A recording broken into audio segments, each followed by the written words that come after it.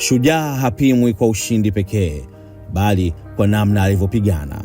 Methali hiyo inapata maana halisi pale timu ya taifa ya Cape Verde ilipotua katika uwanja wa ndege wa kimataifa wa Nelson Mandela mjini Praia.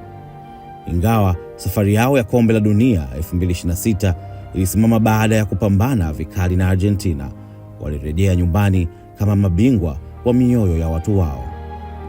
Maelfu ya mashabiki walijaa uwanjani hapo tangu alfajiri, wakipeperusha bendera na kuimba nyimbo za kizalendo kuwapokea mashujaa wao. Muda mfupi baada ya ndege kutua, hali ya hisia ilitawala kila kona.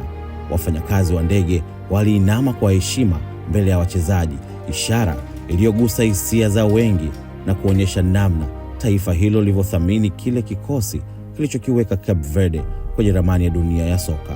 Hakukuwa na machozi ya kushindwa, bali machozi ya fahari na heshima. Safari yao ilikuwa ya kipekee. Taifa hilo dogo lilikuwa linaonekana kama mgeni kwenye mashindano. Liliwashangaza wengi kwa kufika hatua ya mtoano katika kombe la dunia la kwanza kabisa.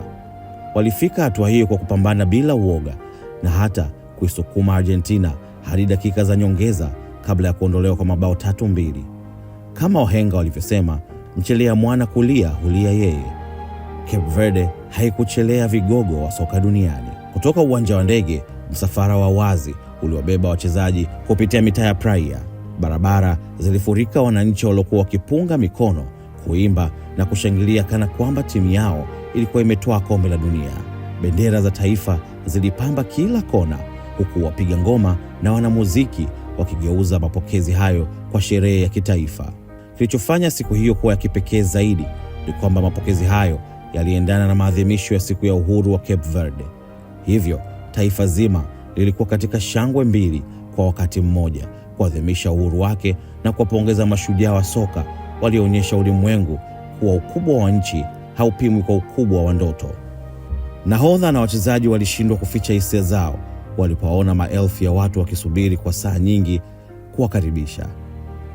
Walisema mapokezi hayo yalikuwa makubwa kuliko waliowahi kuwaza, na kwamba upendo wa wananchi umewapa nguvu ya kuendelea kupigania bendera ya taifa katika mashindano yajayo. Asiyekubali kushindwa hujifunza kushinda, ndivyo walivyoeleza kwa kifupi. Baada ya mapokezi ya kihistoria, kikosi kilielekea kwenye gwaride maalum kabla ya kupokelewa na rais pamoja na viongozi wakuu wa serikali. Kwa taifa lenye idadi ya watu isiyozidi nusu milioni, mafanikio hayo yalikuwa zaidi ya soka. Yalikuwa ishara ya umoja, matumaini na uthibitisho kwamba hata taifa dogo linaweza kusimama kifua mbele ya mataifa makubwa.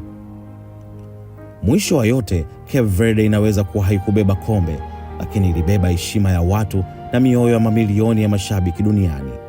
Simulizi yao imeacha alama isiyofutika katika kombe la dunia mwaka 2026. Kweli wahenga walinena, ukubwa si kimo, bali ni matendo, na kwa matendo ya Cape Verde imeandika historia ambayo vizazi vingi vitaendelea kuisimulia. Mimi ni Ino TZA.